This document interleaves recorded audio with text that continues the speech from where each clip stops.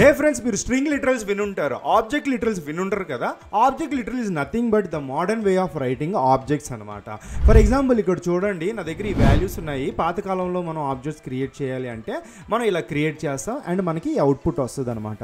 Modern వేలో అంటే suppose left hand side value and right hand side value ఒకేలాగా ఉంటే అప్పుడు ఆటోమేటిక్గా వాటిని స్కిప్ చేసి ఒకే లైన్లో మనం రాయొచ్చు అండ్ అవుట్పుట్ ఒకేలాగా ఉంటుంది.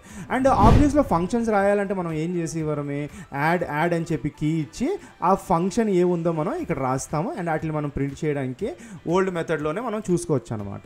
ఇప్పుడు ఇదే మోడర్న్ వేలో మనం రాయాలంటే ఒక ఆబ్జెక్ట్ ఏ ఉందో క్రియేట్ చేసుకొని దాంట్లో ఒక ఫంక్షన్ ఏమీ లేకుండా డైరెక్ట్గా ఆ ఫంక్షన్ మనం ఇక్కడ రాసివచ్చు.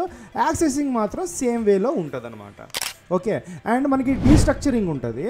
ఇప్పుడు డీస్ట్రక్చరింగ్ మనం ఏం చేస్తాము, జనరల్గా డీస్ట్రక్చరింగ్ అంటే ఓకే లెఫ్ట్ అండ్ రైట్ సైడ్లో మనకున్న సేమ్ వాల్యూస్తో మనం మ్యాచ్ చేసి యూజర్స్ అని చెప్పి మనం పెట్టుకుంటాము అండ్ వీటిని మనం ప్రింట్ చేసుకోవచ్చు.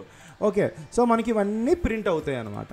ఓకే, ఇప్పుడు దీంట్లోనే డిఫాల్ట్గా ఒక వాల్యూ పెట్టాలంటే ఎలాగా, సపోజ్ ఇక్కడ నేము స్కిల్స్ ఉంది, ఇంకోటి నేను పెట్టాలంటే డిఫాల్ట్గా మీరు లెవెల్ ఈక్వల్స్ టు అని చెప్పి ఏదో ఇంటర్మీడియట్ పెట్టేస్తే చాలు, అట్లా మనం ప్రింట్ చేసేస్తే ఈ ఆబ్జెక్ట్లో ఒక పార్ట్ అయిపోతుంది అనమాట.